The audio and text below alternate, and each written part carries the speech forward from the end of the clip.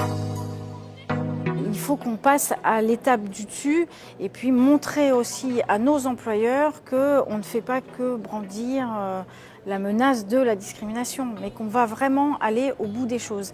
Nos patrons l'ont bien compris.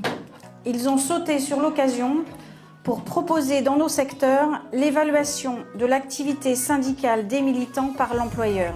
Il y aurait de bons syndicalistes, de moins bons, voire de mauvais. Ce n'est absolument pas la solution. Les projets mis en place dans nos secteurs portent atteinte à l'indépendance des militants et ne résolvent pas les problèmes de discrimination.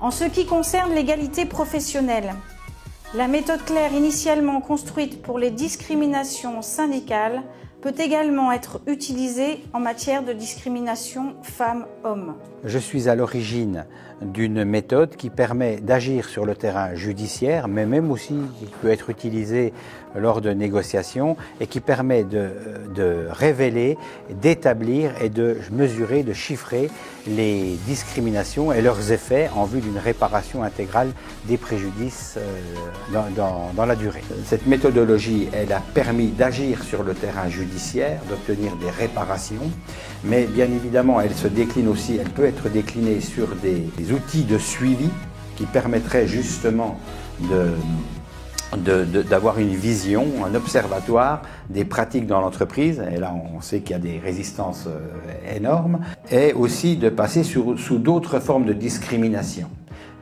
parce que c'est une méthode qui permet d'agir sur les discriminations dans l'emploi. Alors, pour commencer, je vous dirais que une chose qu'il faut bien avoir en tête, c'est que pour que les discriminations existent dans les entreprises, il faut que le système le permette.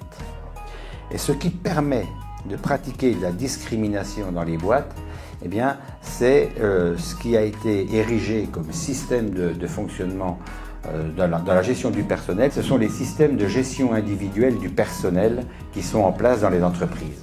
Parce que ces systèmes de gestion individuelle du personnel permettent de faire de la différence de traitement.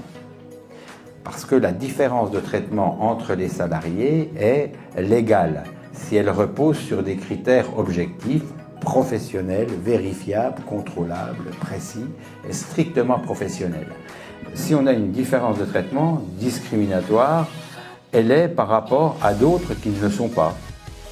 Donc la logique première qui s'est imposée, qui vaut toujours, c'est de se dire si on est discriminé, on l'est par rapport à des gens qui ne le sont pas. Donc finalement, pour montrer une discrimination, le plus simple, c'est d'établir une comparaison avec ces gens qui ne le sont pas.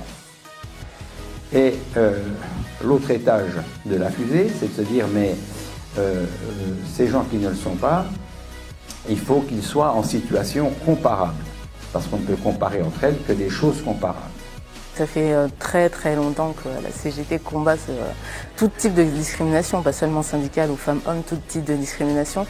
L'avantage qu'a la méthode Claire, c'est qu'on peut l'utiliser pour toutes les autres discriminations. La question des discriminations est un des sujets qui revient qui revient très régulièrement et qui peut être un frein à la syndicalisation, et c'est pourquoi nous avons décidé de nous emparer du sujet et de monter cette journée d'études pour apprendre à combattre les discriminations. C'est important parce que la discrimination femmes-hommes, elle existe depuis très très longtemps, la discrimination syndicale également.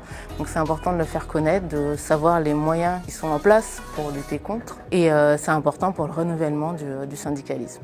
Dans nos secteurs banque et assurance, selon le rapport d'ARES, l'écart de salaire est en défaveur des femmes de 37%. Au niveau de la banque, et comme l'a dit Valérie ce matin, 29 au niveau des assurances.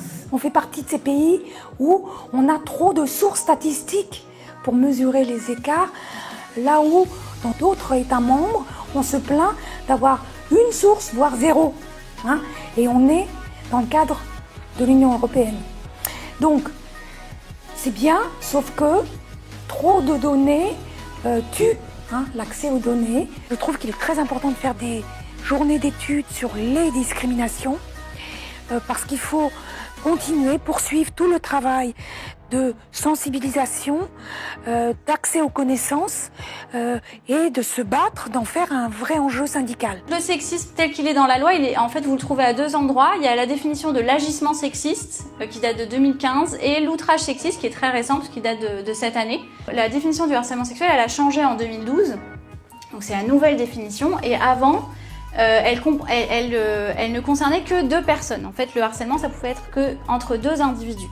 La nouvelle loi et en fait surtout sa jurisprudence permet de qualifier un harcèlement d'environnement. Quelle que soit la discrimination qui est subie, c'est important de ne pas rester isolé surtout, de se rapprocher d'un militant, de se rapprocher d'un représentant du personnel dans l'entreprise, de se rapprocher d'associations également parce que on peut être victime de discrimination sans être dans le monde du travail, il ne faut pas l'oublier.